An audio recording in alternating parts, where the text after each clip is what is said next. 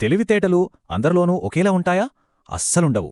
నిజానికి తెలివితేటల్లో కూడా కొన్ని లెవెల్స్ అంటే స్థాయిలు ఉంటాయన్న విషయం ఎప్పుడైనా ఆలోచించారా? ఈరోజు మనం సరిగ్గా దాని గురించే మాట్లాడుకోబోతున్నాం. 5 అద్భుతమైన స్థాయిలు. ఇవి మన ఆలోచనా విధానాన్ని, ప్రపంచాన్ని చూసే దృష్టిని పూర్తిగా మార్చేయగలవు. సరే, మరి ఆ ప్రయాణం మొదలుపెట్టేద్దామా? ఓకే, మన జర్నీ ఎలా ఉండబోతోందంటే తెలివితేటలనే ఒక నిచ్చెన ఎక్కుతున్నట్టు ఊహించుకోండి. ఒక్కో మెట్టు ఎక్కుతూ మన అవగాహన ఎలా పెరుగుతుందో చూద్దాం. ఫస్ట్ లెవెల్లోని పరిమితమైన ఆలోచనల దగ్గరి నుంచి ఏకంగా రియాలిటీనే మార్చేగల 5th లెవెల్ వరకు ప్రతి స్టేజ్లో ఉన్న రహస్యాలను తెలుసుకుందాం.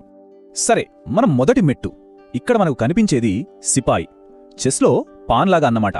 ఇది చాలా కామన్ లెవెల్ ఆఫ్ ఇంటెలిజెన్స్. ఈ స్థాయిలో ఉన్నవాళ్లు ఎలా ఉంటారంటే వాళ్ల చుట్టూ ఉన్న నమ్మకాల్నే వాళ్ల ప్రపంచంగా ఫీలవుతారు. ఒక రకంగా చెప్పాలంటే ఒక మానసికమైన జైల్లో ఉన్నట్టే. ఇక్కడే ఒక ఇంట్రెస్టింగ్ క్వశ్చన్ వస్తుంది. మనం రియాలిటీ అనుకుంటున్నది నిజంగా రియాలిటీయేనా? ఈ ఒక్క ప్రశ్న మనల్ని వేల ఏళ్ల క్రితం నాటి ఒక ఫేమస్ ఫిలాసఫీ దగ్గరికి తీసుకెళ్తుంది. అదే ప్లేటో చెప్పిన గుహ ఉపమానం. ప్లేటో కేవ్ ఎనాలజీలో ఏముంటుందంటే, కొంతమంది ఖైదీలు ఒక గుహలో పుట్టినప్పటినుంచి సంకెళ్లతో కట్టబడి ఉంటారు.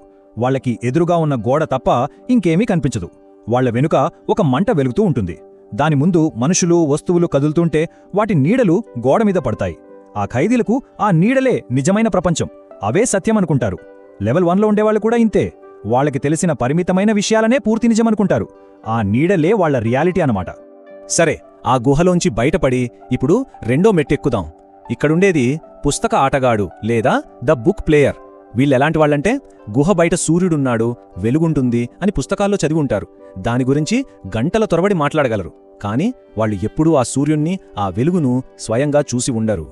అంటే వాళ్లు తెలివైన వాళ్లు చెప్పిన మాటల్ని బాగా రిపీట్ చేయగలరు, కానీ వాళ్లకి సొంతంగా లోతైన అవగాహన అస్సలు ఉండదు. దీనికి బెస్ట్ ఎగ్జాంపుల్ సాక్రటిస్ కాలంలోని యుతైఫ్రో అనే వ్యక్తి. తను ధర్మం, న్యాయం గురించి తానే పెద్ద ఎక్స్పర్ట్ అని చెప్పుకునేవాడు. సాక్రటీస్ యుతైఫ్రోని అడిగాడు, సరే నువ్వంత ఎక్స్పర్ట్ అంటున్నావు కదా, అసలు ధర్మం అంటే ఏంటి అని. దానికి యుతైఫ్రో, ధర్మం అంటే నేనిప్పుడు చేస్తున్న పనే, తప్పు చేసిన మా నాన్నని శిక్షిస్తున్నాను అన్నాడు. అప్పుడు సాక్రటీస్, అది ఒక ఎగ్జాంపుల్ మాత్రమే, డెఫినిషన్ కాదు అన్నాడు. సరే, ఇంకో డెఫినిషన్ చెప్పమని అడిగితే దేవతలకు నచ్చిందే ధర్మం అన్నాడు యుతైఫ్రో. దానికి సాక్రటీస్, అరే దేవతలే కదా ఒక్కొక్కరితొకరు గొడవ పడతారు, ఒక దేవుడికి నచ్చింది ఇంకో దేవుడికి నచ్చకపోవచ్చు, మరప్పుడు ఏది ధర్మం అని ప్రశ్నించాడు. చూసారా, యుతైఫ్రో జ్ఞానమంతా పైపైనే ఉంది. సోక్రటీస్ అడిగిన ఆ ప్రశ్న ఒక పెద్ద ఫిలాసఫికల్ ట్రాప్. ఒక పని ధర్మబద్ధమైనది కాబట్టి దేవతలకు నచ్చిందా, లేక దేవతలకు నచ్చింది కాబట్టే అది ధర్మమయ్యిందా? ఈ ప్రశ్నతో యుతైఫ్రోకి మైండ్ బ్లాక్ అయిపోయింది. లెవెల్ 2 థింకర్స్ బలహీనత ఇదే, వాళ్ళ నాలెడ్జ్కి డెప్త్ ఉండదు. ఓకే, ఇప్పుడు మనం లెవెల్ 3కి వెళ్దాం. గుర్రం లేదా ద హార్స్. చెస్లో గుర్రంలాగే వీళ్ళు స్ట్రెయిట్గా వెళ్లరు, కాస్త వ్యూహాత్మకంగా, తెలివిగా కదులుతారు. ఇక్కడ్నుంచే అసలైన స్ట్రాటజిక్ ఇంటెలిజెన్స్ మొదలవుతుంది. వీళ్లకి ఏం కావాలో దాన్ని ఎలా సాధించాలో బాగా తెలుసు. లెవెల్ 3 ప్లేయర్ ఎలా ఉంటాడో చెప్పడానికి ఒక చిన్న స్టోరీ ఉంది. ఒక ఐటీ కాంట్రాక్టర్కి ఒక క్లయింట్ దొరికాడు. ఆ క్లయింట్కి చాలా అర్జెంటుగా ఒక పని అవ్వాలి, డెడ్లైన్ దగ్గరలో ఉంది. ఇప్పుడు ఈ కాంట్రాక్టర్ ఏం చేశాడంటే డీల్ గురించి మాట్లాడకుండా కావాలనే సంతకం చేయడాన్ని ఆలస్యం చేస్తూ వచ్చాడు. క్లయింట్ టెన్షన్ పెరుగుతోంది, టైం అయిపోతోంది. సరిగ్గా చివరి నిమిషంలో క్లయింట్కి వేరే ఆప్షన్ లేనప్పుడు ఈ కాంట్రాక్టర్ ధరను డబుల్ చేసేశాడు. చూసారా, ఎదుటివారి అవసరాన్ని, బలహీనతను వాడుకుని షార్ట్ టర్మ్లో గెలిచాడు. కానీ ఈ స్ట్రాటజీలో ఒక పెద్ద ప్రాబ్లం ఉంది. ఆ క్లయింట్కి తను మోసపోయానని అనిపిస్తుంది. మళ్లీ ఆ కాంట్రాక్టర్ని అస్సలు నమ్మడు. ఇలాంటి షార్ట్ టర్మ్ విజయాలు లాంగ్ టర్మ్లో మన పేరుని, నమ్మకాన్ని పూర్తిగా పాడు చేస్తాయి. అదే లెవెల్ 3 యొక్క అతిపెద్ద మైనస్. ఓకే, గుర్రం తర్వాత వచ్చేదెవరు? వజీర్, లెవెల్ 4. వీళ్ళు చాలా అడ్వాన్స్డ్, చాలా తెలివైన వాళ్ళు. వీళ్ళు తెర ముందు కనిపించరు, తెర వెనక నుంచి మొత్తం ఆటను తమ కంట్రోల్లోకి తెచ్చుకుంటారు. ఒక కార్పొరేట్ ఆఫీసులో వీపీ ప్రమోషన్ కోసం 2 అగ్రెసివ్ క్యాండిడేట్స్ పోటీ పడుతున్నారు.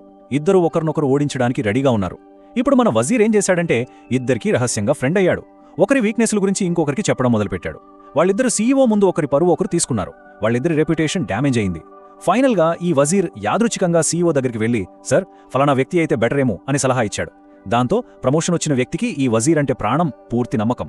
చూసారా, ఎక్కడా డైరెక్ట్గా గొడవలేదు, కానీ కంట్రోల్ మొత్తం వజీర్ చేతిలోకొచ్చింది. సో లెవెల్ 3 గుర్రానికి, లెవెల్ 4 వజీర్కి తేడా ఏంటి? చాలా సింపుల్. గుర్రం డైరెక్ట్గా అటాక్ చేస్తుంది, వజీర్ వెనక నుంచి ఇన్ఫ్లుయెన్స్ చేస్తాడు. గుర్రం టార్గెట్ ఆ ఒక్క గేమ్లో గెలవడం, కానీ వజీర్ టార్గెట్ మొత్తం గేమ్ బోర్డ్నే కంట్రోల్ చేయడం. ఒకరు అగ్రెసివ్, ఇంకొకరు కనిపించకుండా పని కానిస్తారు. ఇక ఫైనల్గా మనం ఇంటెలిజెన్స్ పిరమిడ్లో టాప్కి వచ్చేశాం. లెవెల్ 5 ద బోర్డ్ మేకర్, అంటే ఆటను సృష్టించేవాళ్లు. వీళ్ళు గేమ్ ఆడరు, గేమ్ గెలవడానికి ప్రయత్నించరు. వీళ్ళు ఏకంగా ఒక కొత్త గేమ్ బోర్డ్నే తయారు చేస్తారు. ఒక పెద్ద సమస్యను తీసుకుందాం. ప్రపంచ ఆర్థిక వ్యవస్థ అంతా కొద్దిమంది శక్తివంతుల చేతిలో ఉందే. వాళ్లే రూల్స్ పెడతారో, వాళ్లే ఆడతారో, వాళ్లే గెలుస్తారో. ఇలాంటి సిస్టమ్ని ఎలా ఓడించాలి? లెవెల్ 5 థింకర్ ఈ సిస్టంతో ఫైట్ చేయడు. దాన్ని మార్చడానికి టైం వేస్ట్ చేయడు. దానికి బదులుగా ఇంకేదో చేస్తాడు. దీనికి పర్ఫెక్ట్ ఎగ్జాంపుల్ బిట్కాయిన్. 2008లో సతోషి నకామోటో అనే అజ్ఞాత వ్యక్తి ఒక కొత్త ఫినాన్షియల్ సిస్టమ్ కోసం కోడ్ రాశాడు. దాన్ని ఓపెన్ సోర్స్గా ఇంటర్నెట్లో ఫ్రీగా రిలీజ్ చేసేశాడు. ఎవరి కంట్రోల్ లేని డీసెంట్రలైజ్డ్ సిస్టమ్. ఆ నెట్వర్క్ దానంతటా అదే నడిచే స్టేజ్కు వచ్చాక ఆ సృష్టికర్త పూర్తిగా మాయమైపోయాడు. చూడండి, అతను పాత బ్యాంకింగ్ సిస్టంతో ఫైట్ చేయలేదు. దానికి ప్యారలల్గా ఒక కొత్త ఆటను సృష్టించాడు. దాంతో పాత గేమ్ ప్రాముఖ్యత దానంతటదే తగ్గిపోతుంది. ఇక్కడ మనం గమనించాల్సిన విషయం ఒకటుంది. ఆ సృష్టికర్త తన పేరు చెప్పుకోలేదు, ఆ $1 బిలియన్ ఓనర్షిప్ తీసుకోలేదు, ఏమీ లేదు. చరిత్రలో కలిసిపోయాడు. ఎందుకంటే వాళ్లకి వ్యక్తిగత కీర్తి, డబ్బు కన్నా వాళ్లు సృష్టించిన సిస్టమ్ యొక్క స్వేచ్ఛ, సమగ్రత ముఖ్యం. ఇది అంతిమ త్యాగం. అదే లెవెల్ 5. సరే, ఇప్పుడు దాకా మనం చూసిన ఈ 5 స్థాయిలను ఒక్కసారి క్విక్గా రీక్యాప్ చేసుకుందాం. అప్పుడు మనకు ఇంకా క్లియర్గా అర్థమవుతుంది. లెవెల్ 1 సిపాయి, రూల్స్ని గుడ్డిగా ఫాలో అవుతాడు.